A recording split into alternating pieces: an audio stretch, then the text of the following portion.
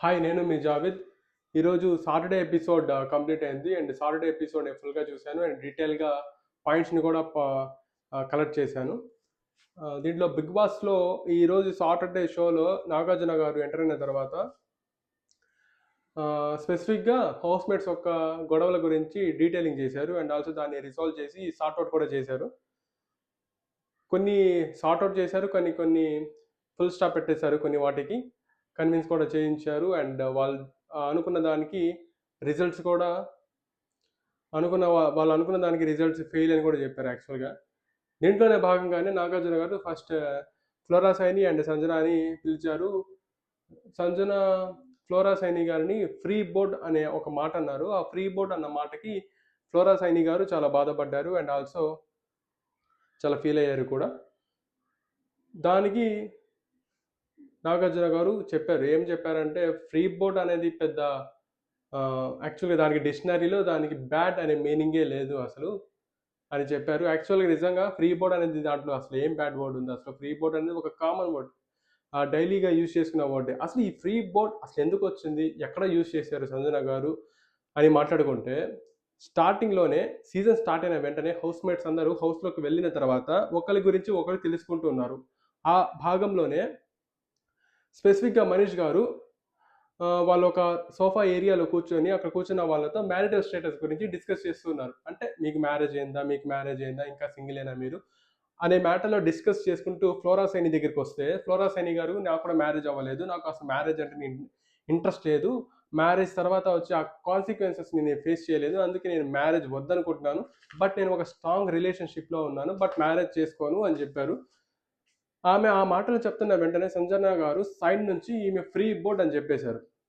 Free board in the sense ఆమెకి dependencies ఏమి లేదు. సో, ఆమె హ్యాపీగా ఉండొచ్చు.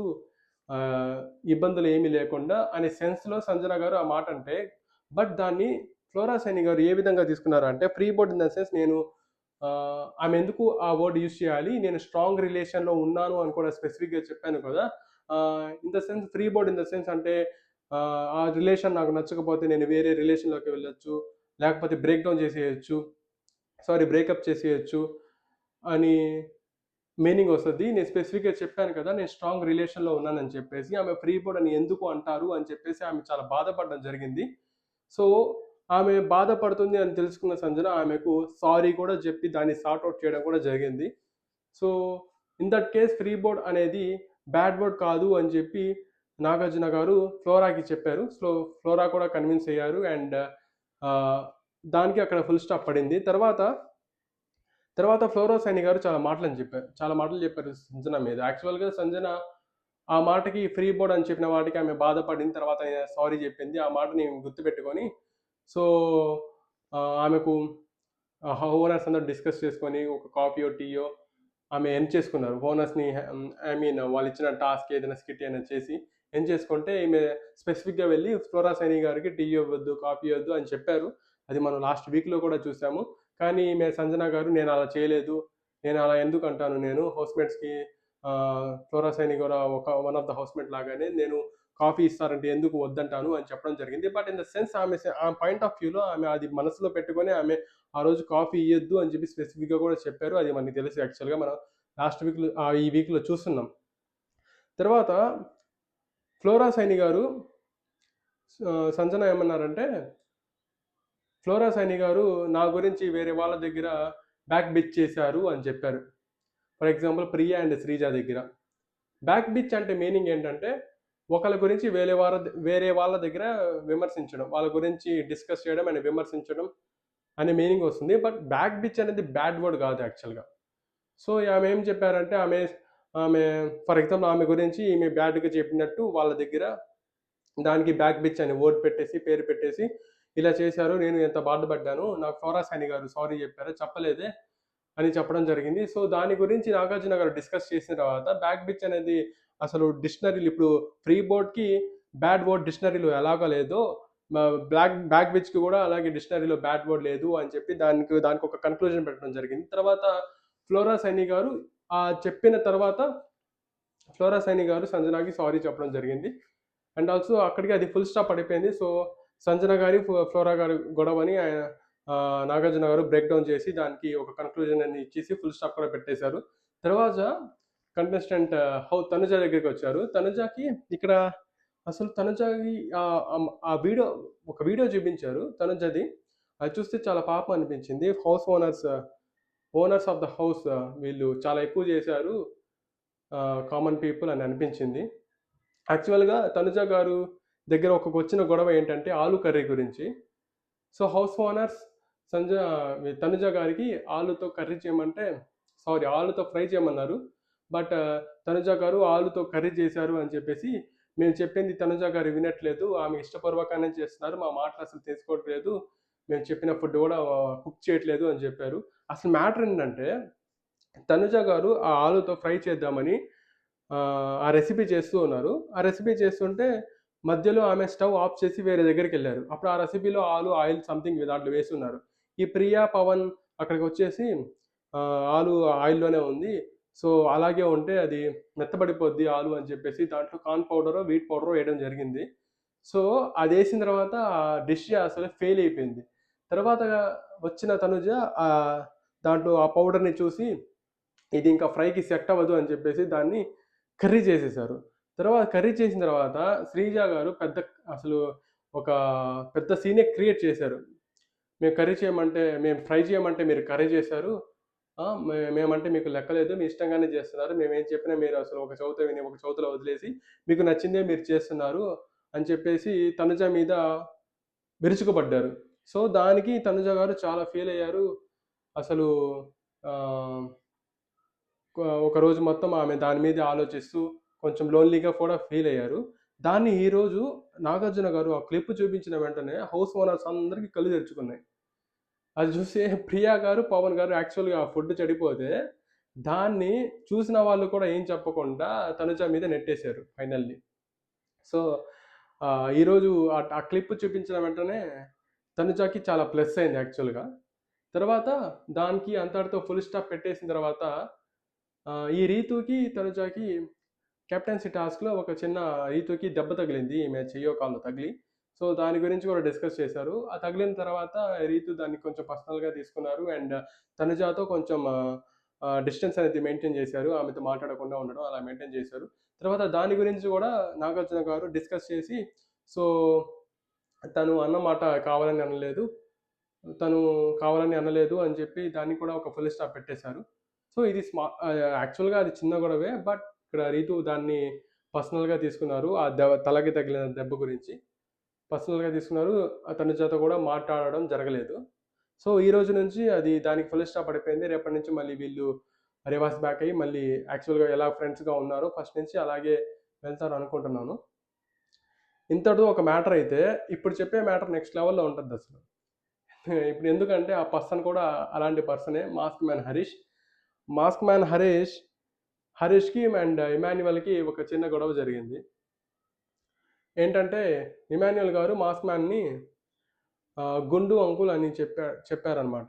ఆయన ఒక ఇంటెన్షన్ ఏ ఇంటెన్షన్‌తో చెప్పారంటే మాట్లాడుకునేటప్పుడు అలాంటి మాట ఒకటి వదిలితే ఫన్నీగా ఉంటది. అందరూ నవ్వుకుంటారు అనే ఇదిలో ఆయన ఆ మాట అనేది చెప్పారనమాట. దాన్ని మాస్క్ మ్యాన్ హరీష్ గారు పర్సనల్‌గా తీసుకొని నన్ను బాడీ షేమింగ్ చేస్తావా నువ్వు?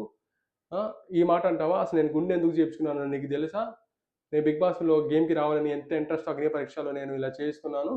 సో, నన్ను బాడీ షేమింగ్ చేస్తావా నువ్వు అని చెప్పేసి ఎలా అంటావు నువ్వు అసలు? మళ్ళీ సారీ చెప్తావా? నేను కూడా ఏదో ఒకటి చెప్పి నీకు సారీ చెప్తే నువ్వు కూడా ఒప్పుకుంటావా? అని చెప్పి దాన్ని ఇంత గొడవని పెద్ద గొడవ చేసేసారు. చేసిన తర్వాత ఇమాన్యుయల్ గారు భయపడిపోయి ఇది చాలా దూరం వెళ్ళద్ది. చాలా ఆయన ఫీల్ అయిపోయారు అని చెప్పేసి ఎళ్లి సారీ చెప్పడం నేను ఆ ఇంటెన్షన్‌తో చెప్పలేదు. నేను ఒక పర్సన్‌ని బాడీ షేమింగ్ చెయ్యాలి అని నా మైండ్‌లో కూడా ఉండదు. అని చెప్పి ఏదో ఒకటి చెప్పి ఆయన్ని కన్విన్స్ చేసి సారీ కూడా చెప్పేశారు. అసలు ట్విస్ట్ ఏంటంటే దీనికి ముందు హరీష్ గారు ఇమాన్యుయల్‌ని ఒక మాట అన్నారు. అది బూత్ అసలు.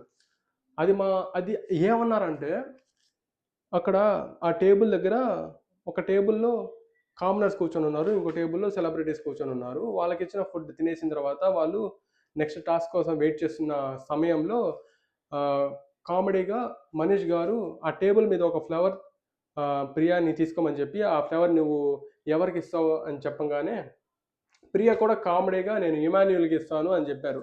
రెడ్ ఫ్లవర్ ఇమాన్యుయల్‌కి ఇస్తాను నేనంటే హరీష్ గారు ఇమాన్యుయల్ రెడ్ ఫ్లవర్ కదా అని చెప్పారు.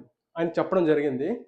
సో, అది కూడా ఒక ఫన్నీ వేలోనే చెప్పారు. బట్ అక్కడ ఆయన యూజ్ చేసిన రెడ్ ఫ్లవర్ అనే వర్డ్ అసలు దాని మీనింగే సెపరేట్‌గా ఉందసలు. అది ఆలోచిస్తే ఎంత బ్యాడ్‌గా ఉంది. ఈ మనిషి ఎలా చెప్పాడు? ఈయన స్ట్రెయిట్ ఫార్వర్డ్ అంటాడు. నాకు నాలెడ్జ్ ఎక్కువుంది. నేను ఏదైనా చేయగలను. ఆహ్, అనే వ్యక్తి ఆ రెడ్ ఫ్లవర్ అంత సింపుల్‌గా, అంత సిల్లీగా ఎలా అన్నాడు? సో, ఈయన మాస్క్ పెట్టుకొని గేమ్ ఆడుతున్నట్టు అనిపించింది నాకైతే.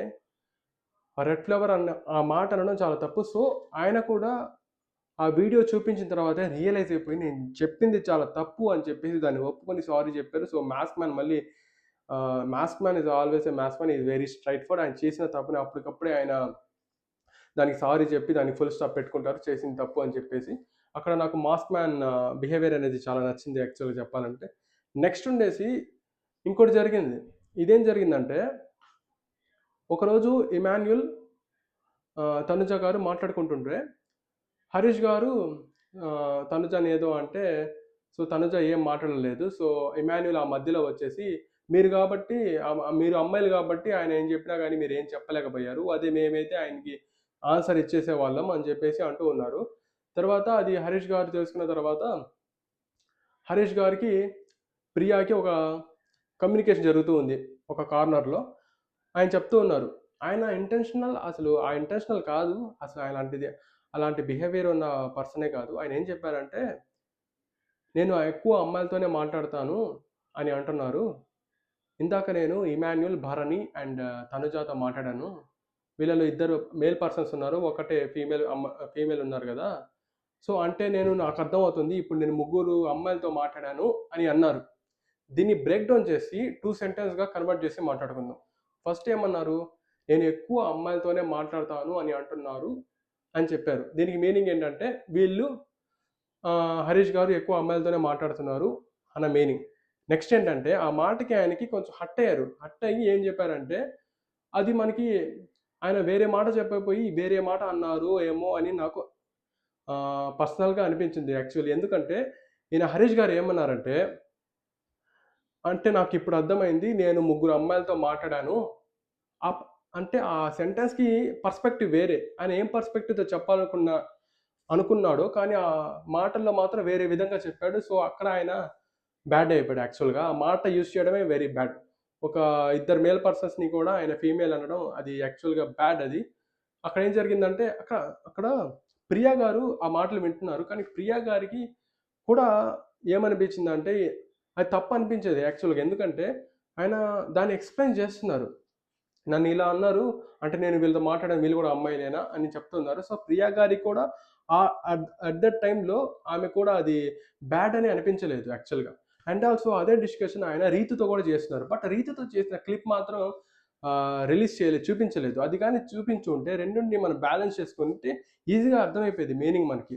బట్ అక్కడ ఏం జరిగింది? ఆ క్లిప్ చూపించకపోవడంతో రీతు గారు రీతు గారు ఒప్పుకున్నారు. అది బ్యాడ్ వర్డ్ కాదు. నాతో కూడా కమ్యూనికేట్ చేశారు. దానికి మీనింగ్ అమ్మాయిల్ని డిస్కరేజ్ చేసినట్టు కాదు అని స్పెసిఫిక్‌గా చెప్పారు. మేజర్ ఆఫ్ ద హౌస్ ఆ క్లిప్ చూపించిన తర్వాత మీకు ఎవరికి ఇలా అనిపించింది? అమ్మాయిల్ని డిస్కరేజ్ చేసినట్టు అనిపించింది. అండ్ ఆల్సో వీళ్ళని ముగ్గురు అమ్మాయిలు అని చెప్పడం కూడా తప్పు అని ఎవరికి అనిపించిందంటే మేజర్ ఆఫ్ ద హౌస్ చేతులెత్తారు. ఒక రీతు గారు తప్ప. సో, తర్వాత ప్రియా కూడా నాకు మీనింగ్ సరిగ్గా అర్థం కాలేదు. నేను ఆ ఇంటెన్షనల్‌తో ఆ రోజు వినలేదు అని చెప్పేసి ఆమె కూడా ఒప్పుకున్నారు. మేజర్ ఆఫ్ ద హౌస్ మాత్రం అది బ్యాడ్ వర్డ్ అని ఒప్పుకున్నారు. Mask man is always a mask man. ఆయన మాత్రం ఒప్పుకోలేదు. నేను తప్పు చేయలేదు. నేను మాట్లాడిన ఇంటెన్షన్ అది కాదు అని చెప్పారు. యాక్చువల్‌గా ఆయన ఇంకొంచెం బాగా మాట్లాడాల్సింది. ఎందుకో ఆ పాయింట్‌లో ఆయన నేను మాట్లాడింది ముగ్గురు ఆడవాళ్ళతోని అని ఇప్పుడు అర్థమైంది అని చెప్పడం కూడా ఏదో కొంచెం ఆయనకి నెగెటివ్‌గా అనిపించింది. కొంచెం ఆయనకి నెగెటివ్‌గా ఒక ఫేస్ అనేది యాడ్ అయింది ఈ రోజుతో అని నాకు అనిపిస్తుంది. ఆయన ఇంటెన్షనల్ మాత్రం అది కాదు. దానికి వేరేదుంది. ఆయన ఏమని అనాలి అనుకున్నాడంటే, నేను ఎక్కువ అమ్మాయిలతోనే మాట్లాడతాను. ఇప్పుడు నేను ఈ ముగ్గురితో మాట్లాడిన దాంట్లో అబ్బాయిలు కూడా ఉన్నారు గదా! ఎందుకంటారు ఆ మాట నేను ఎక్కువ అమ్మాయిలతోనే మాట్లాడతాను అని చెప్పేసి. అది ఆ పాయింట్‌ని ఆయన డెలివరీ చేయాలనుకున్నారు. అది వేరే విధంగా డెలివరీ అయిపోయింది. సో, మాస్క్ మ్యాన్‌కి ఫేస్ మీద నెగెటివ్ అనేది వచ్చేసింది. సో, అంతటితో ఆహ్, ఇంకా నా మాస్క్ మ్యాన్ కూర్చున్నారు. ఇంకేం చేస్తారు మేజర్ ఆఫ్ ద హౌస్ మాత్రం ఒప్పుకొని ఆయన తప్పు చేశారు. ఆ మాట అనడం తప్పు కాదు అని చెప్పేసరికి సో, ఆయన కూడా ఇంకా ఆయన మాత్రం స్ట్రాంగ్‌గానే ఉన్నారు. కానీ మేజర్ ఆఫ్ ద హౌస్ వల్ల కొంచెం ఆయనకి అప్సెట్ అవ్వడం జరిగింది. సో, ఆఫ్టర్ దట్ నాగార్జున కూడా అది తప్పే అని అంటున్నారు నాగార్జున గారు కూడా. బట్ నా పర్స్పెక్టివ్‌లో నా పర్సనల్‌గా అది వేరే ఇంటెన్షన్‌తో అనాల్సింది ఇంకోలాగా అనేసారు మాటలతో అనేది నా పర్సనల్‌గా ఒపీనియన్ అది. సో, ఆఫ్టర్ దట్ అంతటితో దానికి ఫుల్ స్టాప్ పెట్టేసిన తర్వాత ఇంకా నామినేషన్స్‌లో ఉన్న వాళ్ళని సేవ్ చేయడానికి నాగార్జున గారు ప్రాసెస్‌ని ముందుకు తీసుకెళ్లారు. ఈ ప్రాసెస్‌లో ఫస్ట్‌గా సేవ్ అయింది తనుజ. సో, తనుజ నేను ఫస్ట్ సేవ్ అవుద్ది అని అనుకోలేదు. నేను సంజన అనుకున్నాను. ఎందుకంటే ఆమె చేసిన ఈ వీక్‌లో ఆమె క్రియేట్ చేసిన hype and also captaincy. So, ఆమెను ఫస్ట్‌గా నామినేషన్‌లో నుంచి సేవ్ చేస్తారనుకున్నాను. బట్ అన్‌ఎక్స్‌పెక్టెడ్‌గా తనుజ గారిని సేవ్ చేశారు. యాక్చువల్‌గా ఎందుకంటే తనుజ గారిని స్పెసిఫిక్‌గా ఎందుకు ఫస్ట్‌గానే సేవ్ చేశారంటే, ఆమె చేసిన ఆమె చెయ్యని తప్పుని తప్పు అని ప్రొజెక్ట్ చేశారు ఓనర్స్. సో, అందుకే దానికి క్లారిటీ ఇచ్చారు అండ్ ఆల్సో ఆమెని సేవ్ చేసేశారు. Okay. Thoughts good. And also రేపు చూద్దాం ఎవరు డేంజర్ జోన్‌లోకి వెళ్తారు. మేబీ ఫ్లోరా సైని డేంజర్ జోన్‌లో ఉంటారు. అండ్ ఆల్సో సుమన్ కూడా డేంజర్ జోన్‌లో ఉండే ఛాన్సెస్ ఉన్నాయి. అండ్ ఆల్సో సంజన కూడా డేంజర్ జోన్‌కి లాస్ట్ వరకు వెళ్ళే ఛాన్సెస్ ఉన్నాయి. సో, రేపు చూద్దాం ఎవరు హౌస్ నుంచి బయటకి వెళ్తారు. మేజర్ ఆఫ్ ది ఓట్స్ చూసుకుంటే ఫ్లోరా సైని గారు బయటికి వెళ్తారు అని అనిపిస్తుంది. సో, అప్పుడే చెప్పలేము కాబట్టి రేపు చూద్దాం హౌస్‌లో ఏం జరుగుతుందో.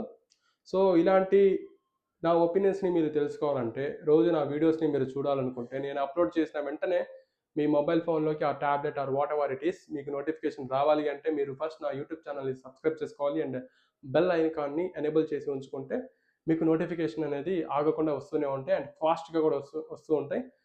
నా వీడియో మీరు త్వరగా చూసి అండ్ ఎంజాయ్ కూడా చేయొచ్చు. That's it. Thank you.